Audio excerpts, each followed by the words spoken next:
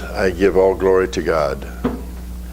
So first of all, dear beloveds, we are in the middle of 3 spring spiritual festivals. The first one occurred during the full moon in Aries, and it was a celebration of Easter, which was the 1st of April. It was also known as the Passover moon. And this is a time, or was a time, when Jesus bathed the earth and her life with the frequencies of the Christ I Am consciousness, which manifests as the love of God. So think about all that energy that came in during Easter. The second ceremony was last Sunday, called Wesak. That's the birth of Buddha. And at that time, Buddha infuses all of life on earth with a higher level of enlightenment designed to assist every person's return to a path of reverence for all life. And there's ceremonies that I do for the Wesak. I didn't do it this Sunday because there was too much going on. But it's an opportunity to go back in time to the Himalayas where Buddha is at and get blessed by Buddha and other ascended masters. And then light workers make their goals for the following spiritual year for themselves. The third full moon is going to be coming later this month, Gemini, in May, and it's known as the Goodwill Festival of Humanity. So we might be doing something about that. It's when Jesus and Buddha together assist the I Am presence of every man, woman, and child to awaken within their hearts and minds through the love and enlightenment of God, the realization of the oneness of all of life. So do you see all these powerful energies that are coming through to us and getting connected to the Christ consciousness and our goals for the year and our path to the reverence of life and feeling the oneness of all of life. So even if you're not consciously aware of it, that energy hit every one of us. So today, during this talk, I want you to feel the energy of that's there within us.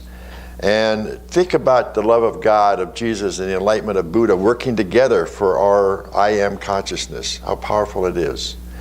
And the next thing is, during the month of May, it's a mystical month of May, actually, and I'm going to talk a little bit about that next Sunday, which is Mother's Day, by the way, so it'll be a great energy as well. So now that I've said that, let's continue working with the talk I had last Sunday, which is called Working with the Law.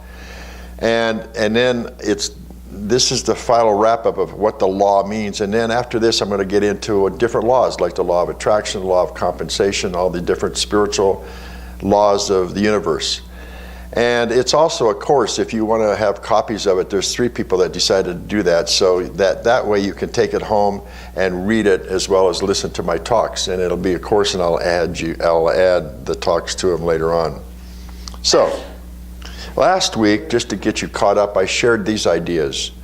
We are here to create. That's what God does through all of us. We're here to create a better world for ourselves and everybody that we come in contact with. Therefore, absolutely everything that we face in our lives is our desire and our want to submit to the laws of the universe, which is submitting to the love of God. As every great leader who has ever lived has been in complete and unanimous agreement that every thought we have creates our reality out there. Even though they couldn't agree on other things for the world, they could agree on that. Nothing is too big or too small when you're working with the law. Really take that in, because sometimes we look at things we want in our lives and go, oh my God, that's too big, I can't have that. The law doesn't say that. It doesn't matter whether it looks small or big to you. It doesn't take any more effort to go after the big ideas than it does the small ones. Therefore, the law can be seen as a uniform and orderly method of the omnipotent God. And to know that this law of God is truly its modus operandi. It's how things are done through Source. We are created in God's image, so we are here to do God's work because God lives within us. If we look at every thought we think, every word we say, every action we do in our life should be expressing God through us, because God is creation. God is the creator, and you and I were given these creative faculties, which are what? Our thoughts and our emotions, our heart. We were given those two to create a better world. So, now that I've stated that, let's move together more understanding about living the law, part 2 today.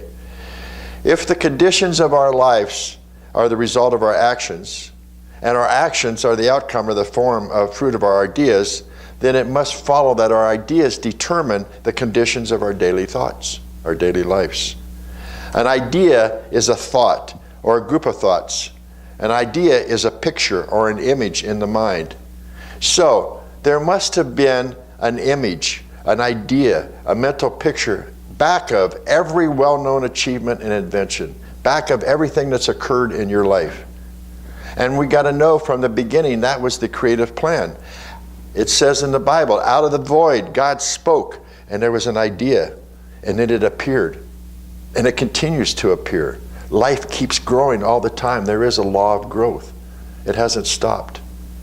We read in the first book of the Bible that the great architect, God, otherwise known as the grand overall designing, you ever heard that before? Grand overall designing principle presence of the entire universe, saw a finished idea or pattern in itself before it became to be. There was a mental picture established within the mind of the universe, within the mind of the creative power, before it became a reality in the form of a creation. Now, this is a lot to really take in, and the first time that that really started to occur to me, the shift that I felt inside was so dynamic, because to really start to grasp this powerful law, this powerful idea that is work, and I'm in it, I'm of it, it's a part of me, was really amazing. And I went from life was happening to me and I was a victim of every circumstance that seemed to happen that I didn't like. Anybody else been in that place? And then somebody introduced me to the idea that no, your life is proceeding through you, by me, through me. And the way that I shape my ideas creates my experiences. And this reading and this person suggested to me that I begin to amplify my knowing, because I had a cognitive understanding of it. I could take the words in and say, yes, I kind of understand that, but I didn't have any way to apply it. So then what happened was one of my teachers said, George, if you really want to get this work, from now on, look at everything that happens in your life as a result of you. What? So I had to start looking at everything that went on in my life as a result of my thinking. What idea was I creating? And it was a little bit hard at first. But I began to practice that if anything happened that I didn't quite like, I needed to pause, take a breath, and then choose consciously what I would think about it, rather than allowing it to choose me, allowing it to make what it thought out of the experience. I got the opportunity to choose, and it meant changing my thoughts, getting rid of old beliefs that I'd been carrying around inside. Every architect and builder follows the same plan, whether they're building a house, a bridge, an institution, or their own life. Every person, each and every one of you and everybody in this world is their own designer and builder for your life, just like the Creator. He also and truly starts making his creations within before they materialize on the outside. So, all fears of sickness, poverty, old age, lacks, etc. are only impressions. They're only ideas and mental pictures that we take within ourselves, and they're there long before they become the painful realities that we experience in our life. Every idea and mental picture must produce its own kind, whether it's good or bad. The law determines it so, and it doesn't judge whether it's good or bad, only we do. It just says, oh, you want that? Here you go. The law does not question or challenge the kind of picture that's given to it. It only knows what it must take, what is offered or planted, and then proceeds to materialize it in visible form. We're familiar with the statement, ask and you shall receive. That's what it's talking about. Now, some people can visualize grand things in their life or out in the world. Think about the people that made the great cathedrals, how beautiful those buildings are. And yet they do not know by the same method they can overcome their own diseases, their despair, that they can begin to enjoy the happiness and peace and abundance and health that they long for by using the same process. Mechanical engineering is the same as mental engineering. They're all dependent upon the same holy creative intelligence. Creative intelligence. We create. Mental photography, like mechanical photography, produces exactly what it sees.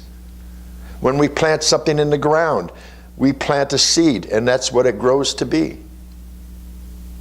And all the help that it takes to make that. But if we look at mental photography, the thoughts that we put in our mind, A picture of a plain person never turns out to look like the beauty pageant winner. Nor does the short person look large or tall on a photograph. A picture of black will not be white. It is what it is. And neither can negative, destroying ideas produce positive, constructive results. You can't have a thought that says, I'm poor, and have this abundance of money come your way. It's not going to work. Because if your ideas are negative, they're going to turn into negative results. That's just the way it is. When we begin to assimilate and take all this into our minds, these ideas are mental pictures, we knowingly or unknowingly exercise the power to produce them in our lives, and therefore we create our reality. The creative process also works day and night, 24 hours a day. It doesn't sleep until that idea is completed. Now, it may take a while because there's certain things that the universe sees has to come into form. That's why sometimes we go, I want this now, and then it doesn't come in our thoughts, we go off on somewhere else, and then we forget about what we asked for, when in fact the universe is still working at giving it to us. It's adjusting things. It's creating what needs to be done. Only God can see all of what there is. We can't. But that's why we need to hold on to that idea if it means something to us, and to say, this is what I am, and I'm turning it over to the universe, to the creative process. Any of this can't be done any more than a photographer could take a picture of a house and make one look like an ocean or anything. This creative process is summarized in a sentence in Proverbs. As a man thinketh in his heart, so he is. You heard that before? We've read that statement, lots of different things. In fact, we just recently saw a movie based on the book, As a Man Thinketh. That's all it said. The rest of it is, so is he. As we think, so we are. It's been taught and expanded by philosophers around the world and throughout every age. And you may have tried to prove this statement by releasing from your memory all negative thoughts. Maybe say to yourself, as they come up, let me let go of them. But sometimes maybe it took determined and persistent effort, and then you start to worry. Oh, is it going to happen? And once that worry gets into place, then you drop back into old ideas, old fears. And sometimes it feels like it got worse than it was before. Is that true? Sometimes it looks like it's getting worse, but there's something you can do. Change the thought. A lot of people are not aware of that truth, that their thoughts create their reality, or their past thinking has crystallized in their beliefs. And that's one of the things I talk a lot about here as a holistic health practitioner. Some of the stuff you're experiencing right now in ill health or something isn't from now, it's from the past. And your body's wanting to let go of it, of old crystallized beliefs around health and wellness, things that you took on before that's finally the body's wanting to release it. But these people that don't understand that truth, and probably all of you in the beginning, and same with me, preferred to blame it upon someone else or something else. Even God is given a share of the blame. It's God's fault. Right? Well, that's what people say. There are others who believe that in God's time all things will eventually work out to their satisfaction, but it isn't so, because they're planning for something in heaven somewhere out there to be gained at some future time, when in fact that condition and state of mind can be held right now, because we're creating heaven on earth right now. Heaven is within us, not somewhere out there. And we got to suffer in our life until we die, and then maybe we'll go to heaven and be blessed, or whatever beliefs there are around that. In fact, the truth is, unless it's gained here and now, it can never be had in the future, because you're working on it now. If you don't create that now, you're still putting negative thoughts in it that are going to make it last longer, or blocked further from coming into you. So, at some time in a person's life, they're forced to reckon with this creative law. It's as if the universe smacks you with a 2x4 and says, wake up! If things are happening all the time, like you keep getting sick all the time over various things, you create car accidents or this, or lack of money or something, you might want to stop and see, what's this lesson teaching me? What thoughts do I have that are creating that outside? And what do I need to change? There's no alternative. We have to reckon with it. So the other fact is that everyone is governed by this law, not just you or some other people, but everyone, whether they know it or not. Possibly it's the same idea that we've had concerning prayer. Some people think that it's God's fault or will or desire. Well, it just happens. It's God's will. What can I do? We give our power away. We use God as a scapegoat, which is a very easy thing to do. This power, this being that somewhere sits up on the chair in heaven and God judges us. It's his fault. Why do good things happen to, or bad things happen to good people? All that stuff that we as humans tend to put out. We use it as an excuse when our prayers aren't answered, or we're unable to explain some sort of act of God. Why did that happen? Why is the hurricanes happening? Why is this happening? We always want to turn it over instead of looking and going, what does that mean about our thoughts? And to look at, as I've said before, and I explained this to somebody else the other day, we have to look at mass consciousness. I have a thought, you have a thought, you have a thought. If it joins with your thoughts, it starts to become mass consciousness, and the more it goes, the more we create whatever it is we're thinking about. So when we look at all the stuff of nature, which I did a long talk about last summer, and the floods and the hurricanes and so forth, is it just something from God that happened? No. Our thoughts created it. Nature has its own thing that it's supposed to do. It's healing itself all the time. But we have a part in it. We're not separate from it. We are one with nature. We are one with everything. So to say that God's will be done is one of the most overworked and least understood statement in our life, because we don't know what we're talking about. We use that idea as a crutch to lean upon. Oh, it's okay. I can't do anything because it's God's will. It's God's fault. Or it's my husband's fault or my wife's fault or this fault. We have to see that it's a powerful bridge over which we may cross deep chasms and mysteries, because our failures are prayers that are unanswered, that we haven't really taken in. We haven't accepted. And then we look at it as a failure, which is a word probably that we got to change. There's no failure. It's just, were you living the law or not living the law? Were you aware of your thoughts or not aware of your thoughts?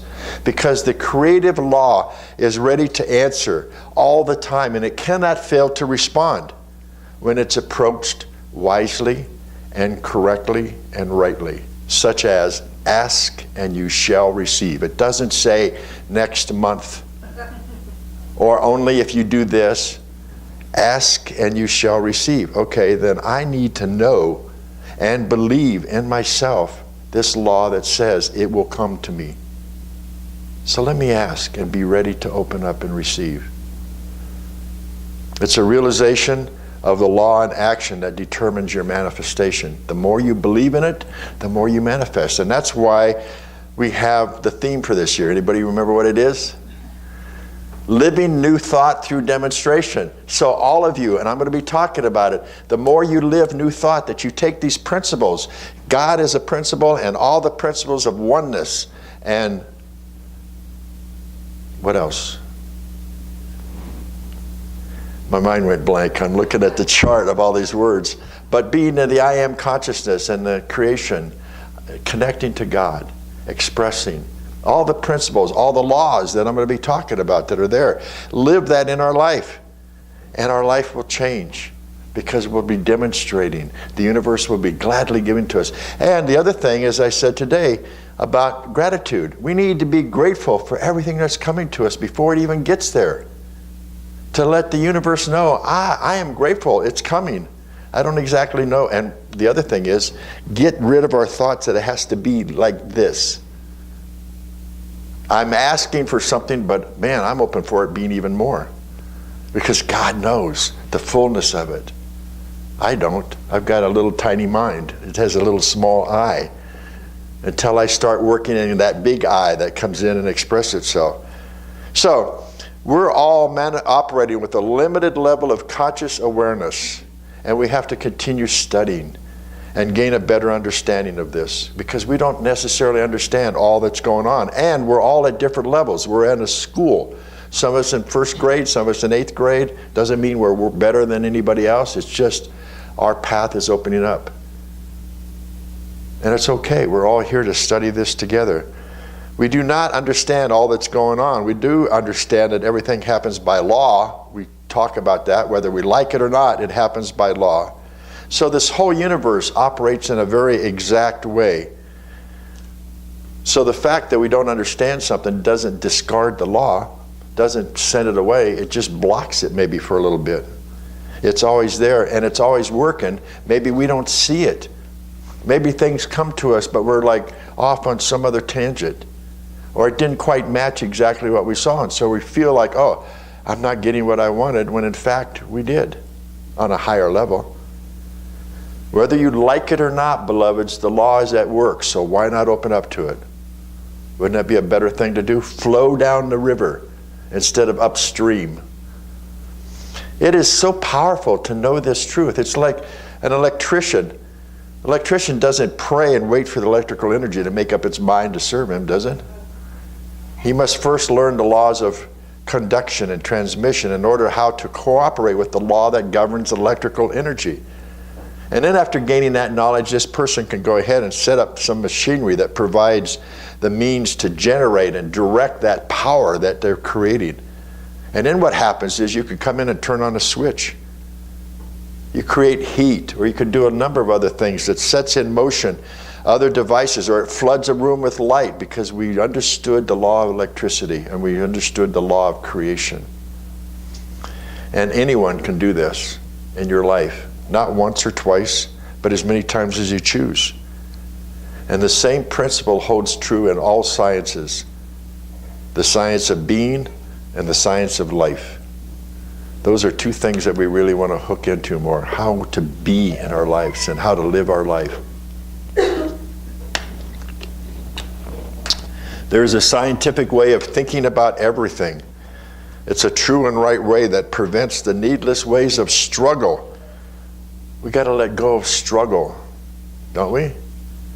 And just allow to be and produce results that are in harmony with our greater good.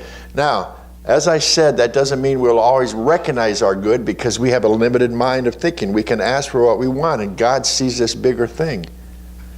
But as we open up our attitude much more, as we open up to the I am consciousness within, we start to see even bigger pictures. We're in more gratitude. It flows through us. We can see it because we're connected to God, not our little ego self. And even if something comes to us that we're surprised about, like, oh, wow, that was great, we can trust that it's a good that's happening. We just didn't quite understand it yet. But in time, it will present itself in a way that's a most remarkable good for us, even though it might have looked like a loss. You ever experienced that? Something looked like it was a loss, but then you see what you gained out of it, what a good thing it was. So there's this scientific way of thinking about everything, and the quality of results that are produced by you and everybody as the individual thinker may be good, they may be bad or indifferent. They may be determined by conscious direction and choice, or a lack of it. Some results are experienced harmoniously and favorably. Other results are connected, discordant and unfavorable. Or there may be a meddling of the whole thing inside. But it's absolutely essential for every one of us to learn to give intelligent direction to the creative aspects of our universal mind. Let me say that again. It's absolutely essential for each one of us to learn to give intelligence direction, to mean to ask, to be clear, to the creative powers of our mind, to obtain the best life-giving results in all aspects of our life, whether it be a relationship that you have that you need some work on, or your health, or your business, your finances, whatever sphere of expression you would like to activate, to amplify, to experience more freedom in your lives, more fulfillment. So, as we do this, we begin to learn. It's up to you, right? It's up to me. Each of our lives, it's up to us. We must learn It's not something that just happens once and then it takes a break. Oh, I can't do anymore. It happens all the time. It's a creative function of our life that's always there every moment. We're engaged in it and we're producing results every hour of the day as long as we live. Registering within ourselves the exact effects of our thinking and feeling. Think about that. I get to experience the exact results of my thinking and feeling. That gives me a lot of personal power, doesn't it? Then I can change my thought if I'm not happy with what's going on outside. Well, we cannot stop thinking. Have you ever tried? We can't stop the process flowing. We possess the supreme intelligent opportunity and privilege to determine the results by regulating the form and the quality of our thoughts. Just think if you had a thought that could write itself out and you got to form it and say, well, I want it to say this or be this way. That's the opportunity we have, not to get stuck in just spewing out thoughts all the time or words that still create our reality and we don't even see it. So, my main objective as the minister here in doing this year is to arouse you to think for yourself, to cultivate your powers, and thereby take your sure path of self-development and true culture. So the true fact, beloveds, in this, which can't be too often repeated, is what I've been saying. When we change our thinking for the better, we automatically change our life for the better. That's easy. It's not because we sinned and we have to be reborn or we have to go get baptized or we have to do this or that. Let's just change our thinking. Change the form and the size of it. In the course of the studies for this, it's discovered that a mind is undeveloped the more materialistic or lower its individual point of view. The more a mind is undeveloped, the more materialistic or lower its individual point of view. We can look at that and say, well, my growth is happening better. Used to be, and it was for me, all I could think about was wanting something here, wanting something here, wanting something here. Not really looking at the higher aspect of it, not really connected to God. So my mind was more materialistic or lower. But the more developed it becomes, the higher its point of view. The higher you are connected to the I am consciousness, which is what we're working on here. It does not follow that just because a person is worldly wise and has a whole lot of facts and experiences that they can spit out. It's the same with people who study the Bible. They can come up and read you verse and so forth. Do they really know it? Good question to ask. It does not follow that a person that is worldly wise and has these facts and experiences that they have a high developed, evolved mind. It's not true. They may have a lower undeveloped mind. They may be dominated by the inner instincts. Narrowness of thought, limited views, prejudiced convictions, and materialistic opinions are signs of a lack of real development. Do any of you have those things? Let me read them again. Narrowness of thought, limited views, projected convictions of what you think is happening or somebody else is, and materialistic opinions are the lack of a real development. But when you have more breadth of thought, when your thought expands more, when you have more tolerant views, when you have wholesome convictions and expanding convictions, that's growth. You're growing within yourself. So the path is clear and simple, beloveds. We get to choose. Form your own clear convictions and strong convictions so that you can proceed to think and act independently. Let go of the past thinking. Let go of what your parents told you or what school told you. It's now time to get into your own self. What's right for you? What does God in the I am presence within each and every one of you want for you? That's a good question to ask all the time. The law is the mind is no greater than its conceptions. So as you and I learn to improve and enlarge our ideas and our mental pictures, to improve and change our thinking, our life falls into form. As if we move the camera around. Maybe we were acting up this way. We take the camera around and we take a whole different picture.